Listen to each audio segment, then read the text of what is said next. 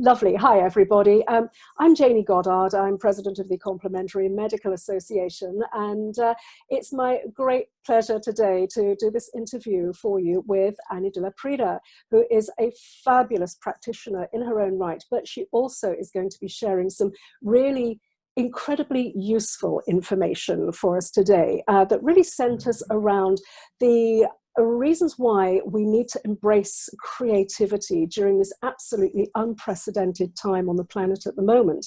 Now, obviously, we appreciate that lockdown is starting to ease, but who knows? We simply don't know what the virus will do. We simply don't know if it's going to suddenly, mutate, because that's what viruses do, and suddenly become more transmissible or more virulent.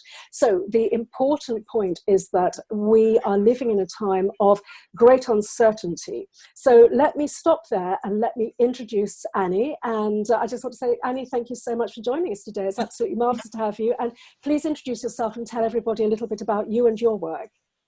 Yeah, I just wanted to say hello, everyone. I'm seeing people come into the room, which is great. So my name's Annie de la Prida. I'm the founder of the Association for Person-Centred Creative Arts. I'm also a lecturer. I'm a therapist. I also am a volunteer on the private practice division of the BACP. So I do quite a lot of stuff, really. I also try and write. That's fantastic, Annie. And I do know that it's very important that we must not forget to mention is that at the end of the session, as you know, because we're busy with all sorts of other challenges and things that you're doing online. So I do want to just mention that if you stick with us to the end, Annie's going to be giving away a very, very special gift. It's worth £99. It's a free place at her next Sowing the Seeds workshop. Have I got that right, Annie?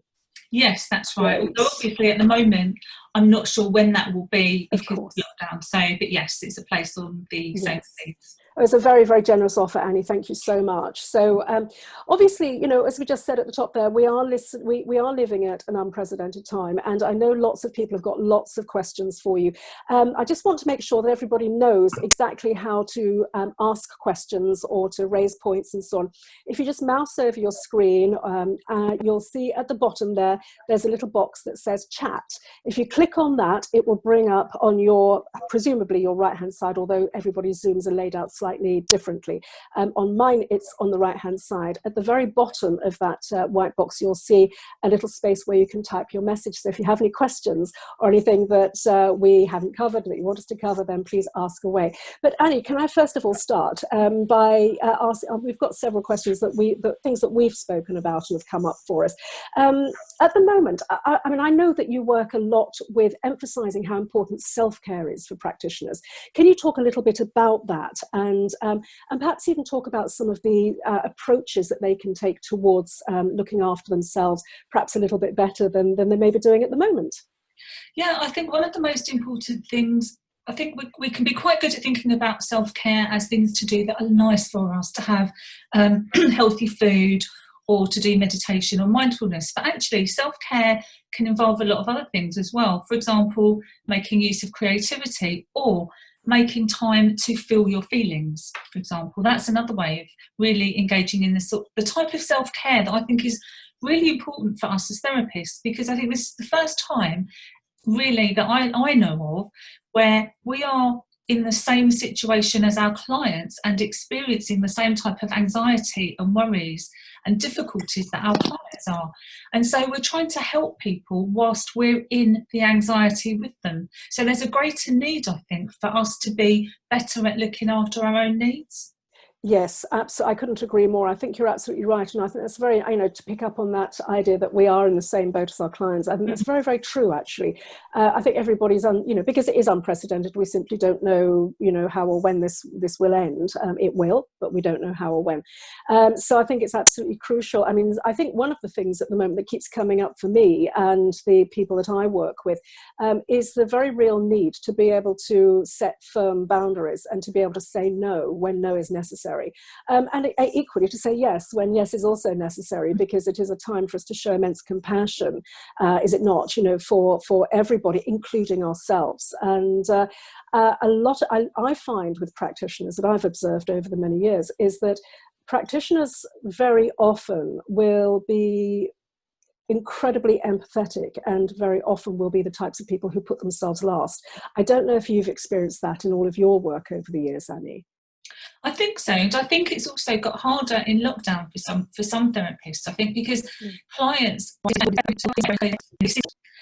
even, you know, I even put my shoes on most of the time. Yes. Except for the odd days when I do lockdown fashion, but we're all guilty of that, Annie. I'll tell you what, I'm saving a fortune on makeup. That's the one thing that's come out of it. But what I was going to say, Annie, was it's very, very interesting what you're just saying there, because I think that, you know, this thing about clients contacting you at different days and so on, I think actually it's because basically we don't know what day it is, you know, because everything is so bizarre and we haven't got those, you know, markers that you're so rightly speaking about, you know, and those signals to ourselves. You know, half the time, at the beginning of lockdown, I really didn't know what day it was, I'll be quite honest with you. So I could well have been contacting you on peculiar days. I've been one of them. I would have been one of them.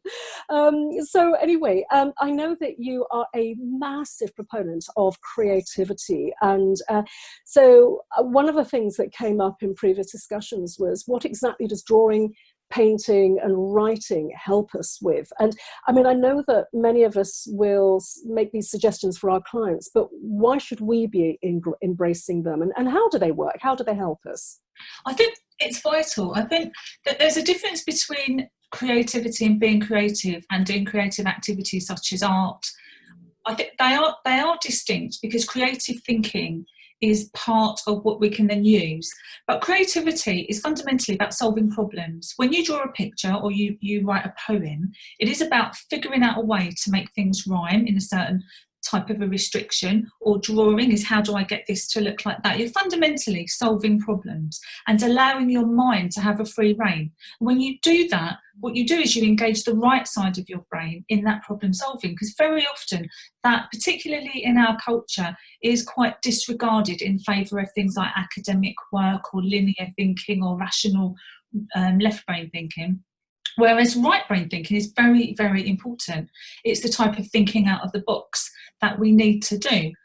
If we can strengthen that, then obviously we become better problem solvers. And research has shown, there's a lot of research, if you Google and you have a look around, that shows that actually people who are creative thinkers are better able to tolerate uncertainty and anxiety.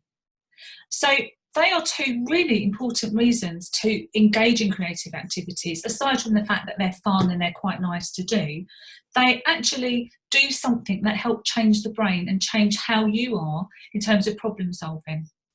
And how quickly does that affect actually, you know, how soon would we feel the benefits? Is it something that really accrues quick. to us? Really quick. Right. I mean, you know, follow me. I'm on Twitter and I'm on Instagram, and you'll find a Facebook page for the Association of Person-Centred Creative Arts. And what I did recently, about 12 days ago, I created a little task for people to join in called a dot challenge. So every day for 21 days, you do a red dot, and then you make a picture out of it. So on day 1, 1 dot, day 2, 2 dots. I might probably have got one. So day 10, it's not about being a good artist. So that's my day 10. Right. A clock face. Can you all see that? Yes. It's just a little task that involves a bit of creative thinking, a bit of problem solving, and every day it changes. Because often if you create a little bit of restriction, that helps to boost your creative thinking. So you put the dots on a piece of paper and you make a drawing out of them. You turn them into something. And people have been emailing me, I noticed it particularly, but people have been emailing to say things like, oh my God, it has really boosted my creativity. I've been unblocked. I was trying to write and now I'm able to write more, because it really quickly gets your brain going. What I did, I think it was about day 6 or 7, I thought, okay, this is a little bit easy, and people were sort of planning their drawings in advance, which is sort of, that's okay, but a little bit safe. So I thought, okay, let's make this hard if people want to have a go. And I got my husband to draw a series of dots, which he made really, really difficult. And it took me maybe a good 5 or 10 minutes of wiggling the dots and thinking, how can I make something out of this? But that engaged that part of my brain. And I could feel it kicking in.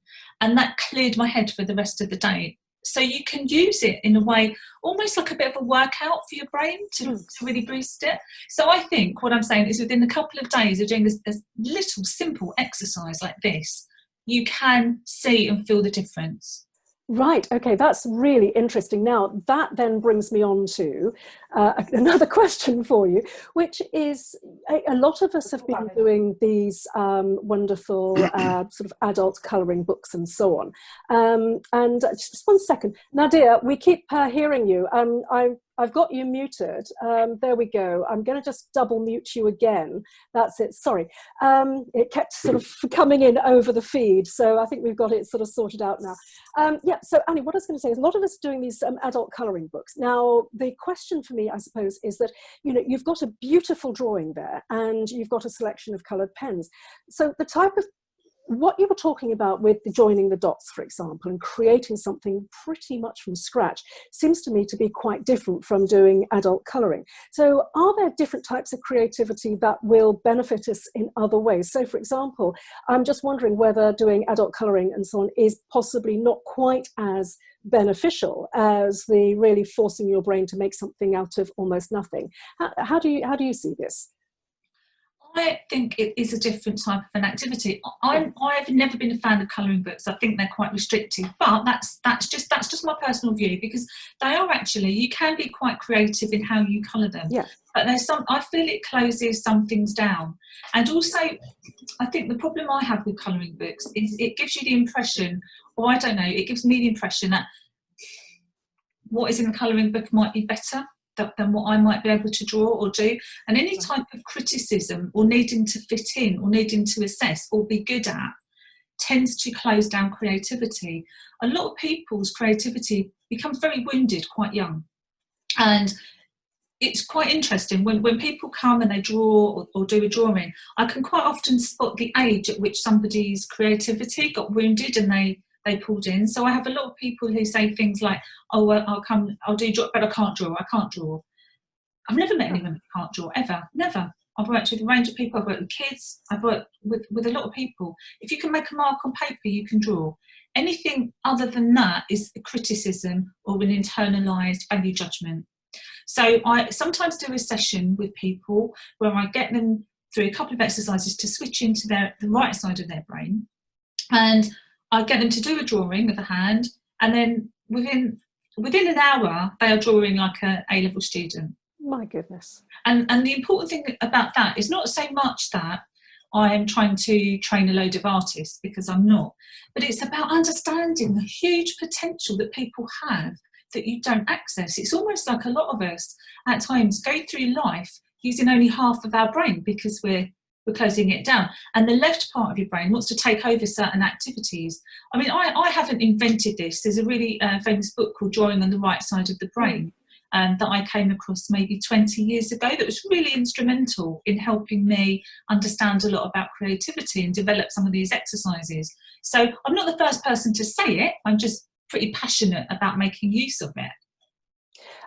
Absolutely, it's so interesting. I mean, I as you were speaking, I was just thinking, my goodness, I need to come and do one of your courses, because, you know, and I'm sure everybody else is thinking exactly the same thing. It is so fascinating, and actually, I find really encouraging. And I don't know whether everybody in the group, we will unmute you in a little bit, because I think this is such a fascinating conversation that I think you probably have got quite a lot of questions. And if you've got any questions at all, please do leave them in the question box as well.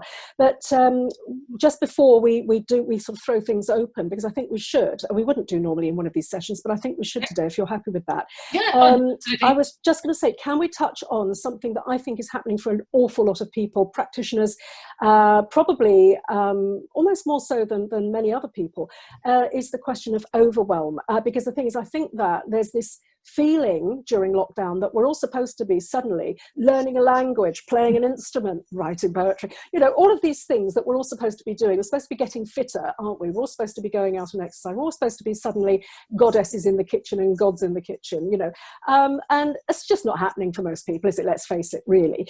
So, you know, how do we deal? And the problem is the pressure. You've got this pressure sort of almost to be this super person, lockdown hero, and you know, it's really rather difficult. So what are your thoughts about dealing with overwhelm, particularly from a practitioner perspective? I think it's very similar to how I approach things like anxiety. I think culturally, and for a lot of reasons, with some of the things, that popular ideas with psychology. People often have the idea that feeling our feelings is wrong. If we're anxious, we should do something to not feel anxiety. Yeah. And I saw something on Twitter, one of the people who I follow, whose name escapes me, who's really good, and she said 6 out of 10 people are anxious about the coronavirus. What's wrong with the other 4?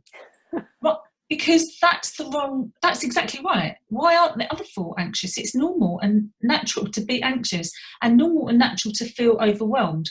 So my response to it is to make time to feel that. I think feelings are really helpers, that they are trying to tell us something, even if the thing might not be something we want to listen to, or might not be anything we can do something about. I think they're very valid, and rather than try and not feel them or hide them or run away from them, they just get bigger. So as a genuine example, because I do a lot of workshops that are very much about indwelling, and I work a lot with women about going into our deep dark stuff. And when this started, I have a lot of things that I'm involved in, and a lot of things that were depending on me. And I knew I felt quite overwhelmed with what I was carrying. And it took about 3 or 4 weeks for me to get some things in place with support groups and various bits of projects that were on the go. And as soon as I did that, I took a week off. I had really been waiting for this week off. And I spent a whole week doing mostly crying, mostly nothing, I spent 2 days crying about being a failure. Now, clearly I'm not a failure, and one part of me knows that. But those deep, dark, crappy feelings needed to come up, so I let them. Some days I painted, some days I did nothing. I watched Judge Judy back to back on the TV and did nothing, didn't even get dressed. And that's exactly what I needed to do. And on the Saturday of that week, I pinged back. It passed, it transformed. And that's something I think as therapists we are good at knowing, but maybe not everyone applies it to themselves. When you go into your feelings and you allow them, they transform. And that's, I think, the key to overwhelm, to anxiety, to all the stuff we're feeling, even, feelings of depression and feeling down, is to go into them, to let them be there, process, work your way through them. Even if they seem stupid at the time, that's the way. That's my approach anyway. That's what I think is helpful. Really, really excellent. Absolutely, thank you. I think that's tremendously helpful, because it's that idea of allowing, and most of the time we're so buttoned up that we don't allow ourselves to access these feelings, these states, and so on. So terrific, thank you. Right, okay. So everybody, please do remember that Annie has this wonderful, wonderful giveaways. I'm just going to scroll down. So it's free place at her next. We don't know when it will be, obviously. Sowing the Seeds workshop. It is worth £99.99p, and so it's well, I mean, quite honestly, I would pay good money to come, because I want to come now. I think it's absolutely fantastic. So does anybody have any questions? You don't have to speak. You can pop your message in the little chat box at the bottom there, or if you would like to, you can unmute yourself by rolling over your picture, and you can actually then click at the top there just to click on, or you can actually roll over, the little microphone at the bottom of your screen, and that will unmute you. I'm looking at a different screen to you, because obviously it's the presenter view. So does anybody have any questions, anything they would like answered at the moment?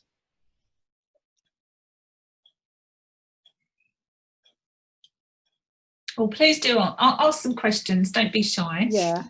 It always takes a while for people, because things that everybody thinks they want to be the one, don't want to be the one that goes first. Any questions at all? And one thing to mention about the workshops, because obviously we're in such a tricky time here, I'm happy to, if you'd rather come to one of the online workshops that I'm doing with online events, that's fine. I'm happy to pay for your ticket to come and attend there instead, if that's easier. Yeah, that's tremendously helpful, actually. Yes, thank you very much. So we have got a question here. Can you repeat the dot exercise? Yeah, actually, that's a really good point. Yes. Would you mind just reworking that for us? Yeah, absolutely. So on day 1, you do 1 red dot, and you turn that into some sort of a drawing. On day 2, you do 2 red dots, and then you turn that into a drawing, and so on for 21 days. If you want to make it a little bit harder for yourself, get someone else to do the red dots, because what happens is your mind will start thinking, oh, I'll turn that into this and that, and then you'll do that. So if you want to make it a little bit harder for your brain and really ramp up your creativity, ask somebody to put the number of dots on a page and just turn it into something. Doesn't matter how, it's not about how well you can draw or what the thing looks like even, but yeah, just that's it. That's quite simple. And if you forget, you'll find, if you look me up on Twitter or Instagram, and I'm everywhere as me, Annie Della Prida, you'll find I've posted pictures about them. Terrific. No, that's absolutely super. So we'll definitely go and look for that. So that was a question from Gina. Thank you so much. Nadia says, creativity is also part of enabling the client to talk about their experiences and listening attentively. Absolutely. It's crucial to us as practitioners. Of course it is. Thank you for that really important statement. From Natasha, hi there. Do you have any tips for enhancing creativity while working online? That's a very good question, because that's what we're doing at the moment. So do you mean enhancing creativity in the client, or your own creativity, or do you mean, I'm not sure exactly what you mean by that. Can you clarify that, Natasha? In the client? Well, I guess I work in a very person-centered way, so I wouldn't be necessarily working to enhance creativity unless the client particularly wanted to, because what I would work with is what the client wants to work with. And everything I do is very collaborative, so I will have talked about that with the client.